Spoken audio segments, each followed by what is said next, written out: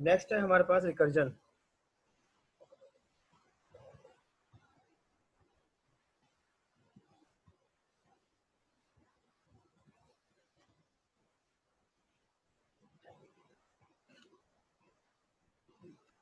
Recursion भी हमारे पास data structure में हम यूज करते हैं। आपने देखा होगा कि काफी जगहों पे ऐसा हुआ है कि हम रिकर्सिव कॉल्स या रिकर्सिव फंक्शन या रिकर्सिव मेथड की भी हमने बात की है। तो इसमें कह रहा है कि some computer programming language allow a module to function और फंक्शन मॉड्यूल या फंक्शन टू कॉल इटसेल्फ, तो अपने आप को खुद से कॉल कर सकता है। ये प्रोग्रामिंग लैंग्वेजेस हैं जो अपने कुछ जो है वो जो सपोर्ट करती हैं। This technique is known as recursion. ठीक है, अब ये कह रहे हैं कि in recursion a function A alpha either calls itself directly or calls a function b that in turn calls the original function a alpha the function alpha is called recursive function। तो ये इसमें यही बता रहा है, ये example दे दी उसने ऊपर वाली जो हमारे पास जो वर्डिंग लिखी हुई उसकी एग्जांपल नीचे बेहतर समझ में आ जाएगा। ये कह रहा है कि जैसे सपोज हमारे पास एक फंक्शन बनाया हमने जिसका नाम है फंक्शन। तो इंट फंक्शन, उसको हमने एक वैल्यू पास करी है, इंट टाइप की वैल्यू, और उसके एक इफ का स्टेटमेंट लगा हुआ है, ये रिटर्न कर रहा है। और अगर तो वैल्यू जो है वो ग्रेटर देन है 1 से, और सॉरी लेस देन है 1 से, तो रिटर्न कर दो, अदरवाइज वो क्या होगा, बाहर आ जाएगा। और वो क्या करेगा, इसी फंक्शन को दोबारा वैल्यू पास कर रहा है, जो वैल्यू है -1। ठीक है, यानी उस वैल्यू को -1 कर दो। तो ये कब तक ये चलता रहेगा, ये इसी तरह से अपने आप को ही कॉल करता रहेगा। और ये हमारे पास रिकर्सिव कॉल है। देखें ये जो फंक्शन है ना, ये फंक्शन, ये इसने अपने आप को खुद को कॉल किया है। अगर आप लोगों को फंक्शन कॉलिंग आती होगी, आपने कभी पढ़ी, वैसे हमने काफी दफा, मेरे ख्याल में मैंने भी अपने कोर्स में भी, जहां तक मुझे याद है, हमने लैब में भी ये करी है। तो उसमें आपको ये अंदाजा होगा कि ये जो फंक्शन की रिकर्सिव कॉल्स क्या चीज है। ठीक है, तो ये रिकर्सिवली फंक्शन क्या कर रहा है, अपने आप को खुद को कॉल कर रहा है। तो यहाँ पे क्या हमने क्या किया, इंट फंक्शन, इंट वैल्यू, और इस ये एक फंक्शन है हमारे पास, और इस फंक्शन ने अपने आप को खुद को कॉल किया। तो यहाँ पे हमने इस फंक्शन को दोबारा कॉल किया, इस फंक्शन के अंदर इसी फंक्शन को दोबारा कॉल किया, और वैल्यू को हमने -1 वैल्यू दी। जस्ट सपोज यहाँ पर अगर हमने एक वैल्यू दी थी 8, तो यहाँ पे वैल्यू आ गई 8, तो 8 तो 1 से बड़ा है, तो इफ तो ब्रेक हो जाएगा हमारा। ठीक है, तो लेकिन ये क्या कह रहा है कि इफ का स्टेटमेंट तब चलेगा जब ये वैल्यू छोटी होगी।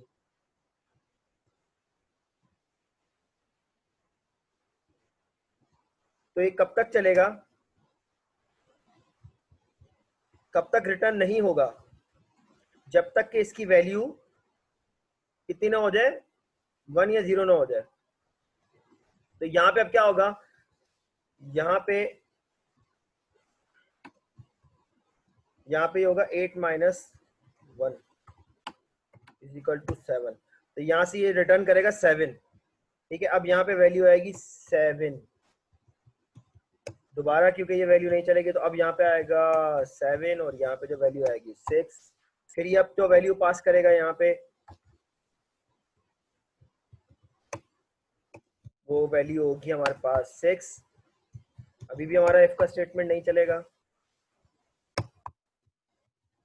यहाँ पे आएगा हमारे पास 5। इसी तरह से चलता रहेगा जब तक कि हमारे पास यहाँ पे 2 ना आ जाए। हम 2 यहाँ पास करेंगे, सॉरी 1।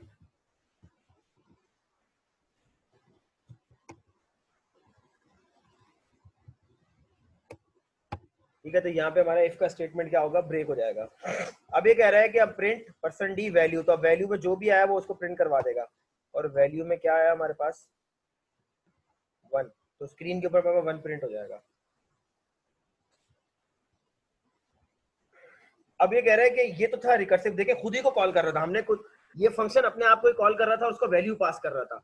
अब ये कह रहा है कि अब एक ऐसा फंक्शन हम बना रहे हैं जो अपने एक फंक्शन दूसरे के अंदर से दूसरे को कॉल कर रहा है। जस्ट सपोज ये कह रहा है कि function that calls another function which in turn calls it again, यानी कि एक फंक्शन दूसरे फंक्शन को कॉल कर रहा है, फिर वो दूसरा फंक्शन इस पहले फंक्शन को कॉल कर रहा है। तो यहाँ पे क्या हो रहा है, ये पहला फंक्शन है, ये दूसरे फंक्शन को कॉल कर रहा है, जब दूसरे फंक्शन में जा रहा है तो वहां से वो दोबारा से पहले फंक्शन को कॉल कर रहा है। ठीक है, ये देखें यहाँ पे क्या कर रहा है कि ये फंक्शन 1 है, ये अपने फंक्शन 1 के अंदर फंक्शन 2 को कॉल कर रहा है, और फंक्शन 2 जब फंक्शन 2 में हम जाते हैं उसको ये वैल्यू पास करते हैं तो फंक्शन 2 क्या करता है, फंक्शन 1 को दोबारा कॉल करता है। ठीक है, तो ये हमारे पास क्या कहलाता है, ये भी हमारे पास एक रिकर्सिव टाइप कहलाती है कि a function that calls another function which in turn call it's again, तो वो बार बार जो उसको कॉल कर रहा होता है। प्रॉपर्टीज क्या क्या है इसकी, a recursive function can go infinite like a loop. To avoid infinite running of recursive function, there are two properties that a recursive function must have. देखें बड़ी इंपॉर्टेंट बात की है उसने, इसने कहा है कि सम टाइम्स ऐसा होता है कि रिकर्सिव फंक्शन जो है ना वो इनफाइनाइट लूप में चला जाता है। ठीक है, तो उस इनफाइनाइट लूप से हमें बचने के लिए हमें क्या करना पड़ेगा कि हम रिकर्सिव फंक्शन के लिए में दो प्रॉपर्टीज हमें चूज करनी पड़ेगी ताकि वो रिकर्सिव फंक्शन जो है वो इनफाइनाइट लूप में ना चला जाए।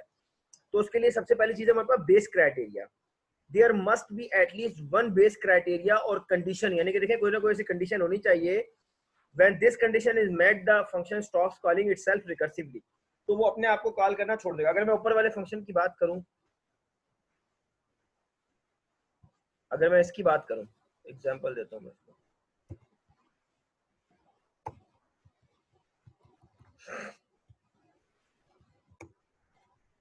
ये फंक्शन तो कभी एंड होगा ही नहीं। क्यों नहीं एंड होगा, क्योंकि ये अपने आप को कॉल ही करता रहेगा। इसमें हमने क्या है, बेस क्राइटेरिया सेट नहीं किया हुआ कोई। ठीक है, जो वो कंडीशन नहीं सेट करी हुई कि वो कंडीशन मैट हो तो क्या हो कि ये फंक्शन जो है वो रुक जाए, तो ये फंक्शन कभी रुकेगा ही नहीं। यहाँ पे जो इंट वैल्यू पे आई वैल्यू, यहाँ पे इस जगह पे जो वैल्यू आई है 8 आई है, वो यहाँ पे 8 यहाँ भी आती रहेगी, और ये चलता ही रहेगा, ये कभी रुकेगा नहीं। आप चाहें तो कभी इसको अगर करना चाहें तो आप इसको टेस्ट करके देख लीजिएगा, ये हमेशा चलता ही रहेगा, रुकेगा नहीं कभी, प्रिंट वैल्यू पे जाएगा ही नहीं, कोई रिजल्ट नहीं आएगा, लॉजिकल एरर आपके पास देगा, लेकिन सिस्टम पे लोड डाल रहा होगा बैक एंड के ऊपर। तो पहली चीज क्या है कि आपके पास कोई ना कोई ऐसी कंडीशन होनी चाहिए जो कि met the function stops calling itself recursively, यानी कि वो अगर वो कोई कंडीशन मेट हो जाती है तो क्या हो कि आपका जो फंक्शन है वो अपने आप को रिकर्सिवली कॉल करना बंद कर दे। दूसरी चीज है हमारे पास progressive approach, the recursive call should progress in such a way that each time a recursive call it made it comes closer to the base criteria। देखें दूसरी वाली बात ही कह रहा है कि जो बेस क्राइटेरिया आपने सेट किया हुआ था, ऊपर वाला जो, मैं इसको दोबारा से सेट कर देता हूँ,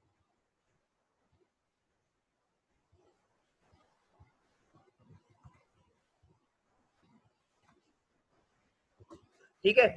देखें अब वो दूसरी वाली बात ही कह रहा है कि हमारा जो हर दफा जब हमारी रिकर्सिव कॉल होगी तो उसके अंदर कोई ना कोई प्रोग्रेस होनी चाहिए। तो हर कॉल जो है ना वो अपने आप में कोई ना कोई प्रोग्रेस करे। देखें डिक्रीजिंग ऑर्डर में करे या इंक्रीजिंग ऑर्डर में करे, लेकिन प्रोग्रेस जरूर करे। ठीक है, तो वो प्रोग्रेस क्या हो रही है, देखें अब मैं ऊपर बताता हूँ आपको।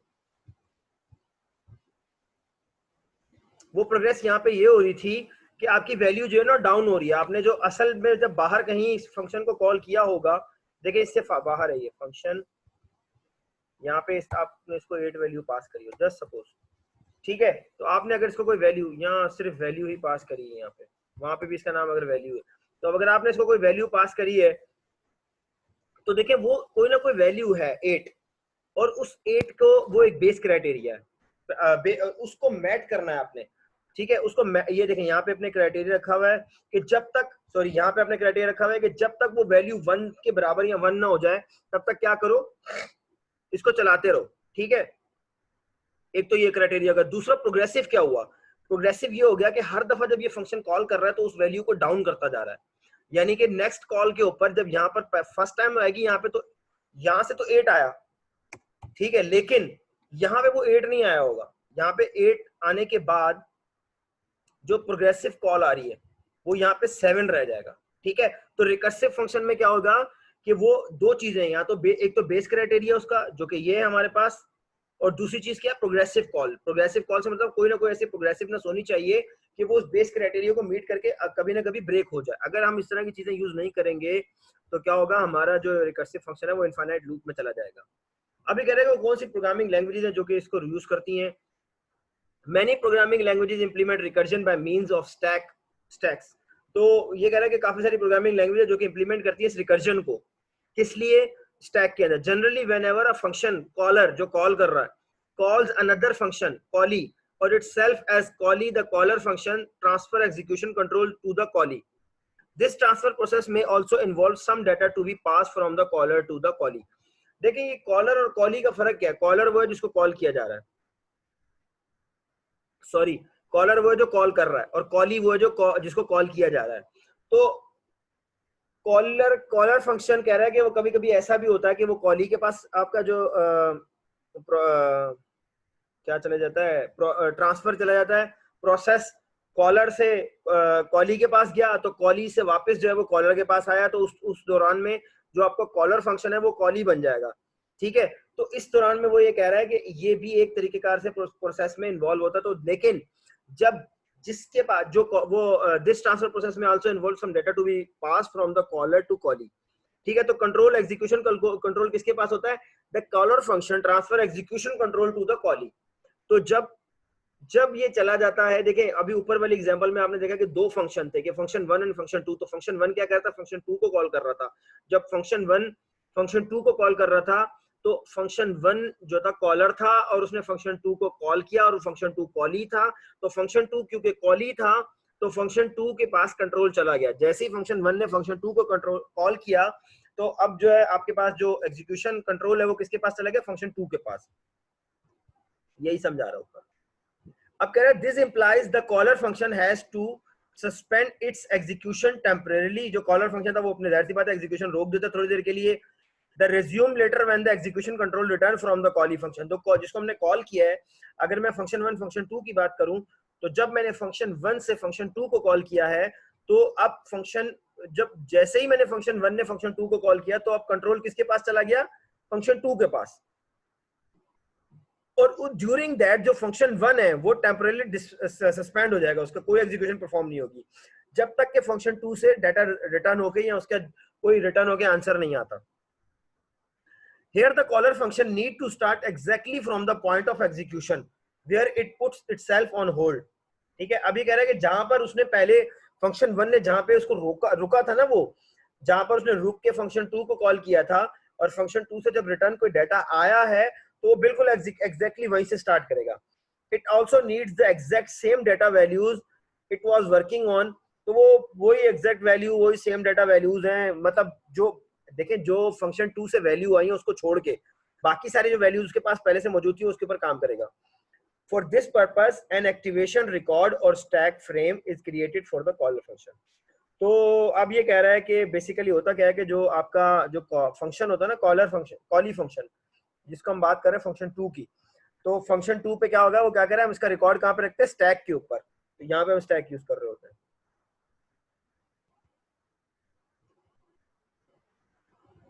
अच्छा, एक्टिवेशन रिकॉर्ड क्या है? The activation record keeps the information about local variable, formal parameter, return address and all information based to the caller function. तो जितनी भी चीजें, वो कह रहा है कि जो फंक्शन 1 है हमारा, जब उसने फंक्शन 2 को कॉल किया, तो वो जितना भी रिकॉर्ड है वो सारे का सारा कहाँ रखता है? अपने पास एक्टिवेशन रिकॉर्ड रखता है अपने पास स्टोर करके, ताकि जब वापस उसके पास कॉल, जो हमने फंक्शन 2 को कॉल किया, जो भी हमें रिजल्ट वो जनरेट करके देगा, उसके बाद जो हमारे पास जो डाटा आएगा, उस डाटा की बेस के ऊपर हमें जो हमारे पास ऑलरेडी वेरिएबल्स, पैरामीटर और जो एड्रेसेस मौजूद हैं, उसके ऊपर हमने काम करना होता है. एनालिसिस ऑफ रिकर्जन क्या है? 1 में argue why to use recursion. ये देखें, यहाँ पर हम एक ये पहली बात तो है कि ये कोई आर्ग्यू कर सकता है कि भाई हमें रिकर्जन यूज करने की जरूरत क्या है. As the same stack can be done with iteration. तो ये कह रहा है कि ये सेम जो टास्क है, सॉरी स्टैक मैंने कह दिया, टास्क है, तो जब कह रहा है कि ये सेम टास्क हम रिकर्जन के थ्रू कर सकते हैं. The first reason is recursion make a program more readable and because of latest enhanced CPU system. देखिए, ये जो आप recursion is more efficient than iteration, ये मैं पहले बताने लगा था जब ऊपर इटरेशन की बात आ रही थी, कि हमारा जो रिकर्सिव जो फंक्शन है हमारे पास, इनका सिस्टम के ऊपर लोड कम होता है. जो हमारे पास जो लूप के ऊपर जो हम इटरेशन यूज कर रहे होते हैं, उससे जो है ना इनके ऊपर लोड, इससे लोड कम पड़ता है. यानी कि जो आपका रिकर्सिव फंक्शन है वो कम लोड डालता है आपके कंप्यूटर के ऊपर अगेंस्ट अगर आप लूप यूज कर सकते हैं. ठीक है, लूप यूज करें, उससे बेहतर ये कि आप जो है ना वो रिकर्सिव यूज कर लें. Time complexity in case of iteration, देखें आइटरेशन की टाइम कॉम्प्लेक्सिटी भी ज्यादा है.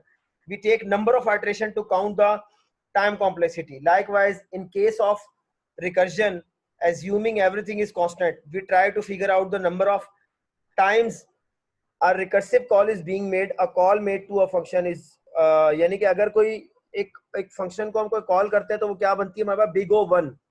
Hence the n number of times a recursive call is made make the recursive function big O n. ज्यादा से ज्यादा वो कह रहा है कि क्या होगा, यानी कि अगर हम इसकी बात करें टाइम कॉम्प्लेक्सिटी की तो इसकी क्या बनती है रिकर्सिव फंक्शन की, बिग ओ एन. ठीक है, तो बिग ओ एन आपको याद होगा लीनियर फंक्शन बन रहा होता है, आपके पास लीनियर ग्राफ बन रहा होता है बिग ओ एन का. स्पेस कॉम्प्लेक्सिटी इसकी क्या है हमारे पास, space complexity is counted as what amount of extra space is required for a module to execute. ठीक है, यानी कि देखिए स्पेस यानी कि हमें कितनी जगह चाहिए, हमें कितनी एक्स्ट्रा स्पेस चाहिए या हमें कितनी रिक्वायर्ड जगह चाहिए हमें अपने इस मॉड्यूल को एग्जीक्यूट करने के लिए. इन केस ऑफ आइटरेशन, अगर हम आइटरेशन की बात करते थे कि आइटरेशन में तो हर नंबर ऑफ, ऊपर जैसे मैंने टाइम कॉम्प्लेक्सिटी में बताया कि हर आइटरेशन जो होती है ना वो आपके पास एक एन की मल्टीप्लिकेशन काउंट कर रही होती है. तो एन की मल्टीप्लिकेशन से वो आपका जो है, अगर रिकर्सिव के अंदर देखें आपका बिग ओ एन बन रहा है तो उसमें बिग ओ एन स्क्वायर बन सकता है, हो सकता है कि बिग 2n बन जाए. ठीक है, तो आइटरेशन जो है ना उसकी कॉस्ट ज्यादा होती है.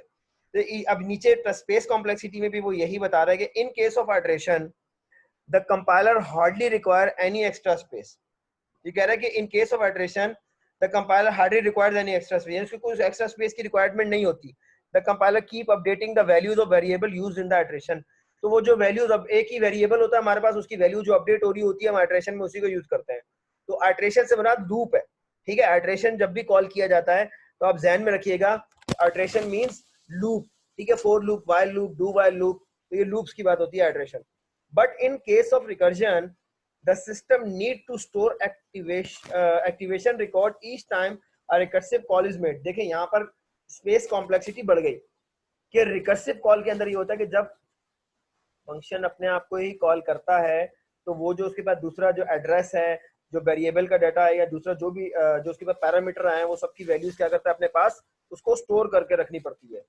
ठीक है, hence it is considered that space complexity of recursive function may go higher than that of a function with iteration. तो अगर हम बात करते हैं टाइम कॉम्प्लेक्सिटी की, तो टाइम कॉम्प्लेक्सिटी जो है वो कम है किसकी, रिकर्सिव कॉल की, आइटरेशन की ज्यादा है. अगर हम स्पेस कॉम्प्लेक्सिटी की बात करते हैं तो रिकर्सिव की स्पेस कॉम्प्लेक्सिटी ज्यादा है और आइटरेशन की कम है. तो अगर मेरे पास एक ऐसा सिस्टम है या मेरे पास एक ऐसा हार्डवेयर है या ऐसा सीपीयू है कि जिसमें सीपीयू की स्पीड कम है लेकिन मेरे पास मेमोरी स्टोरेज ज्यादा है, तो मैं यूज करूंगा आइटरेशन. और अगर मेरे पास कोई ऐसा सिस्टम है कि सीपीयू मेरे पास बहुत ज्यादा पावरफुल है लेकिन स्पेस मेरे पास कम है, तो मैं उसमें आइटरेशन यूज करूंगा. ठीक है, और अगर मैं रिकर्सिव कब यूज करूंगा, जब मेरे पास सीपीयू जो है वो उसकी पावर कम है और मेमोरी ज्यादा है, तो मैं उसमें रिकर्सिव यूज करूंगा. अगर मेमोरी ज्यादा है तो रिकर्सिव यूज करूंगा, मेरे पास अगर रैम ज्यादा है तो मैं रिकर्सिव यूज करूंगा, अगर मेरे पास सीपीयू पावरफुल है तो मैं आइटरेशन यूज करूंगा.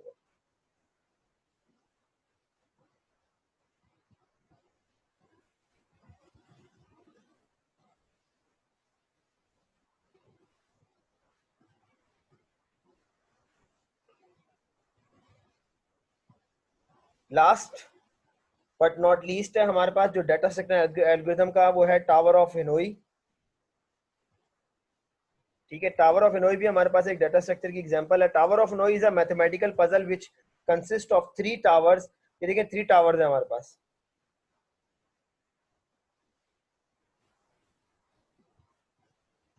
And more than 1 rings in as depicted.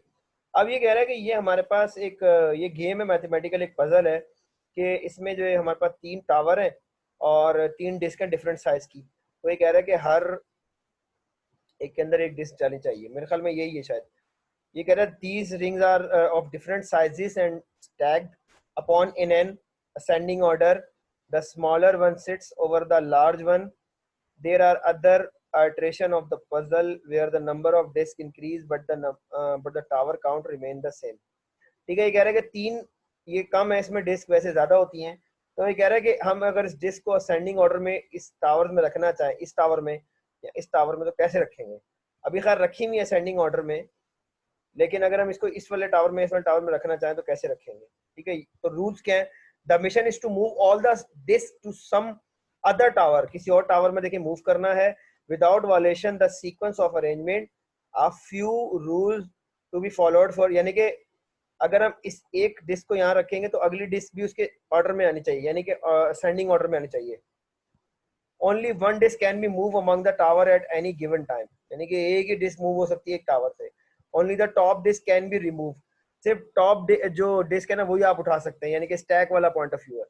No large disk can sit over a small disk, यानी कि जो बड़ी डिस्क है ना वो छोटी डिस्क के ऊपर नहीं आएगी, जैसे मैंने आपको बताया सेंडिंग ऑर्डर में रहेगा। अब ये कह रहा है कि इसकी एक फॉलोइंग यहाँ पे एनिमेटेड रिप्रेजेंटेशन है, इसकी मैं आपको दिखा देता हूँ।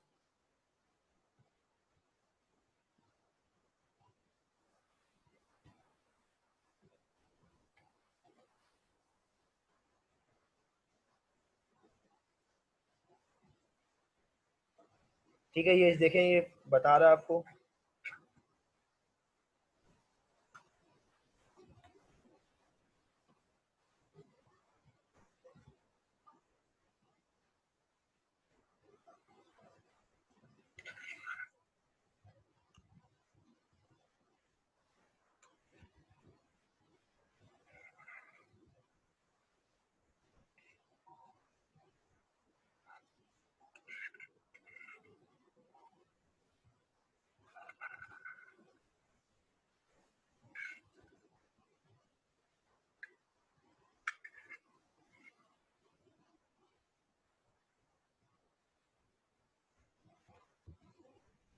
देखें, ये आपको इसमें स्टेप काउंट भी बता रहा है और ये भी बता रहा है कि बड़ी छोटी डिस्क का भी बता रहा है।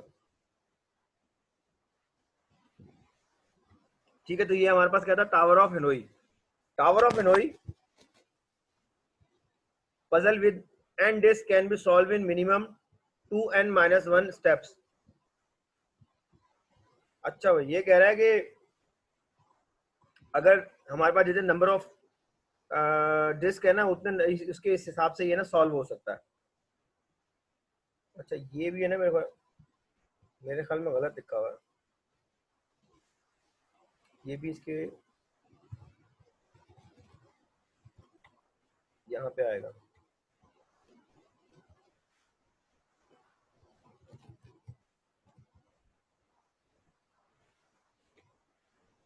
अच्छा, ये कह रहा है कि 3-1 कितना हो गया, 2, और 2 कितना हो गया,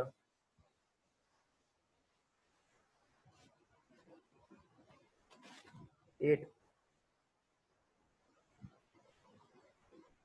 अच्छा, ये ऐसे है।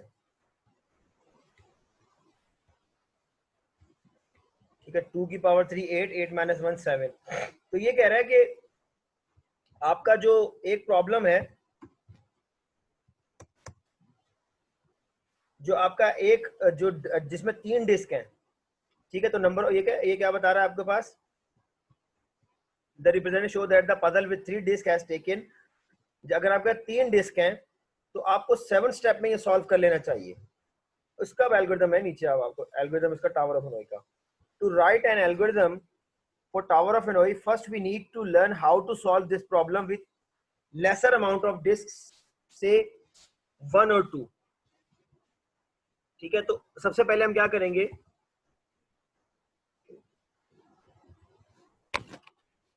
सबसे पहले ये कह रहा है कि हम एक ऐसी प्रॉब्लम लेंगे जिसमें हमारे पास सिर्फ 2 डिस्क होंगी और हम उन 2 डिस्क के थ्रू जो है ना उसके एल्गोरिथम को सॉल्व करने की कोशिश करते हैं। We mark 3 tower with name source, destination and aux. देखिए, मैं आपको दिखाता हूँ, ये इसके अंदर भी यही नाम लिखा हुआ है।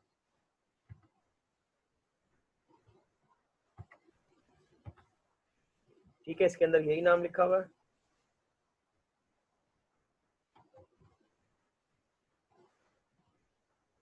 ठीक है, ये क्या नाम लिखा हुआ है इनका, यहाँ पे आ रहा है, देखिए, सोर्स। सोर्स से मुराद ये कि जहां पर वो डिस्क मौजूद है। डेस्टिनेशन, जहां पर हमें ये टावर बनाना है। ऑक्सिलरी, मेरे ख्याल जिसको हम यूज कर सकते हैं।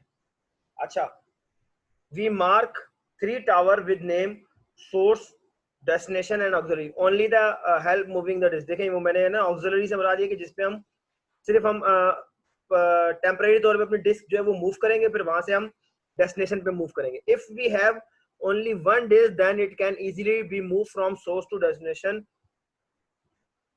if we have two disks, first we move the smaller top disk to auxiliary PEG. ठीक है, ये auxiliary जो PEG है इसके ऊपर मूव करेंगे सबसे स्मॉल वाली को इधर, then we move the larger bottom disk to destination. तो हम जो larger है उसको यहाँ मूव करेंगे, and finally we move the smaller disk from auxiliary to destination. तो इधर जो पड़ी हुई होगी हम इसको मूव कर देंगे, तो टोटल कितने स्टेप हुए? 3. तो आपको याद होगा 2 की पावर 2 4 4 माइनस 1, तो जो ऊपर हमारे पास फार्मूला था ये वाला, तो अगर हम इसकी बात करें तो नंबर ऑफ कितने हमारे पास 2, तो 2 की पावर 2 हो तो कितना होगा 4 4 माइनस 1 तो 3. देखिए 3 स्टेप्स में जो है ये हमारे पास ये सॉल्व हो गया.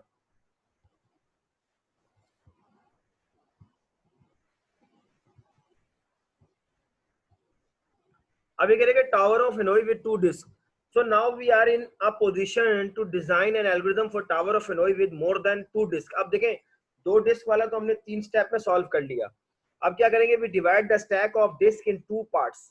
The largest disk, nth disk is in one part and all other n-1 disks are in the second part.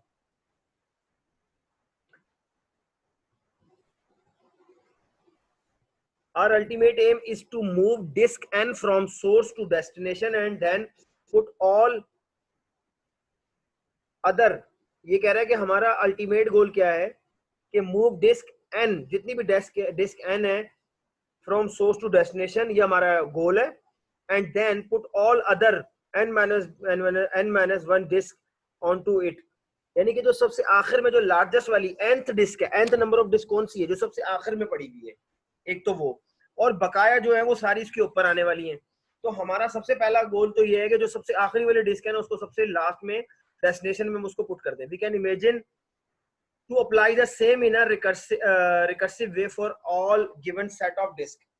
ये कह रहा है कि हम सब में क्या कर सकते हैं, हम रिकर्सिवली इन सब जो सेट ऑफ डिस्क है हम इसको यूज कर सकते हैं. अब इसी के स्टेप क्या हो सकते हैं हमारे पास? स्टेप 1 क्या है? Move n- disk from source to auxiliary. सबसे पहले हम क्या करेंगे? हम मूव करेंगे n- डिस्क कहां से? सोर्स टू ऑक्सिलरी के ऊपर. फिर उसके बाद हम क्या करेंगे? Move nth disk from source to destination. सबसे पहले जो हमें डिस्क रखनी है वो हम रखेंगे nth नंबर ऑफ डिस्क कहां पे रखेंगे? डेस्टिनेशन के ऊपर. Move n-1 disk from auxiliary to destination. और स्टेप नंबर 3 क्या होगा कि n-1 की जो डिस्क है वो हम ऑक्सिलरी से डेस्टिनेशन के ऊपर रख देंगे. A recursive algorithm for tower of Hanoi can be driven as follows. तो अगर हम इसको इस वाली प्रॉब्लम को सॉल्व करना चाह रहे हैं तो वो हमारे पास सॉल्व होती है किसके थ्रू? रिकर्सिव फंक्शन के थ्रू हम इसको सॉल्व कर सकते हैं. तो सबसे पहले हमारे पास क्या है? स्टार्ट. प्रोसीजर भी कह सकते हैं आप, मेथड भी कह सकते हैं, फंक्शन भी कह सकते हैं, हम इसको डिफरेंट नेम से हम इसको कॉल कर रहे होते हैं. अच्छा, और इसके बारे में फंक्शन का नाम क्या है, मेथड का नाम क्या है हमारे पास? हेनोई. और हम इसको 4 वैल्यूज पास कर रहे हैं. एक हम इसको जो पैरामीटर पास कर रहे हैं disk, source, destination and auxiliary. अब ये कह रहा है कि इफ, जस्ट अ मोमेंट,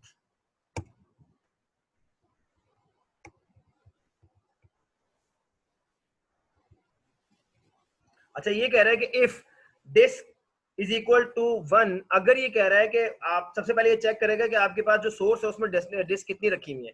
अगर तो डिस्क की एक पड़ी हुई है तो क्या करेगा? If disk is equal to 1 then move disk from source to destination. तो कह रहा है कि अगर आपके पास सोर्स के अंदर एक ही डिस्क पड़ी हुई है तो उसको उठा के डेस्टिनेशन पे रख दो, सॉल्व्ड. अदरवाइज एल्स, अगर नहीं है तो क्या करना है हमें? अगर एक डिस्क जो है वो इज इक्वल टू 1 नहीं है तो क्या करो? देखिए हेनोई का जो फंक्शन था हम उसको रिकर्सिवली दोबारा यहाँ पे कॉल कर रहे हैं, और हम क्या कर रहे हैं? डिस्क -1 जो सबसे टॉप पे जो डिस्क पड़ी हुई है, जितनी टोटल नंबर ऑफ डिस्क है उसमें से एक माइनस करो, सोर्स, ऑक्स, डेस्टिनेशन, इसको दोबारा से क्या करो? इसको भेज दो. Move disk from source to destination. Step 1 क्या है हमारे पास?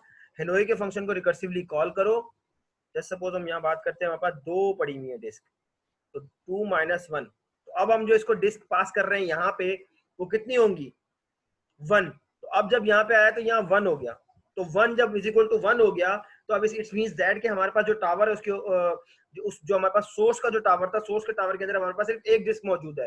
तो जब एक डिस्क मौजूद है तो यहाँ पर जो इफ का रूल लग रहा है, तो ये इफ का रूल यहाँ पे प्रूफ हो रहा है कि हमारे पास जो डिस्क है वो 1 है. अब हम क्या करेंगे? Move disk from source to destination. ठीक है, तो अब हम क्या करेंगे, मूव कर देंगे जो आखिरी वाली डिस्क है वो हम क्या करेंगे, सोर्स टू डेस्टिनेशन पे मूव कर देंगे। नेक्स्ट थिंग क्या है हमारे पास, अभी कह रहे हैं move disk from source to destination Hanoi, फिर दोबारा हमने हिनोई के फंक्शन को रिकर्सिवली कॉल किया और हम यहाँ पे क्या कर रहे हैं, डिस्क -1 ऑक्सिलरी डेस्टिनेशन और सोर्स। अच्छा, ये वाला जो जब कॉल होगा मेथड रिकर्सिवली, उसके बाद फिर दोबारा से हम इसको स्टेप 3 के अंदर दोबारा रिकर्सिव कॉल करेंगे और अब हम इसको क्या करेंगे, डिस्क -1 ऑक्सिलरी डेस्टिनेशन और सोर्स। अब हम इसको पास करेंगे, यानी कि जो ऑक्स की वैल्यू है वो सोर्स को पास कर देंगे, डेस्टिनेशन की वैल्यू डेस्टिनेशन पे रहेगी और सोर्स की वैल्यू ऑक्स को पास कर देंगे। यानी कि सबसे पहले हमने क्या किया, हमने सोर्स से उठाई एक जो सबसे लास्ट वाली जो उसकी चीज थी उसको जो जितनी भी हमारे पास वैल्यू वो पड़ी हुई थी डिस्क, हमने उठा के उनको रखा डेस्टिनेशन ऑक्सिलरी के ऊपर, और जो लास्ट में हमारे पास बची थी उसको हमने उठा के रखा डेस्टिनेशन पे, और फिर उसके बाद हमने दोबारा से उसको रिकर्सिवली कॉल किया और जितनी भी ऑक्सिलरी के ऊपर टावर के ऊपर हमारे पास डिस्क पड़ी हुई थी उनको सारों को हमने मूव किया कहाँ पे, हमारी डेस्टिनेशन वाले टावर के ऊपर। यहाँ पे हमारा इफ जो है वो एंड हो जाता है और प्रोसीजर हमारा यहाँ पे एंड हो जाएगा, स्टॉप हो जाएगा। तो इसके अलावा ये नीचे कोड की बात कर रहा है, इंशाल्लाह हम इसकी कोडिंग कर लेंगे जावा के अंदर। Thank you so much.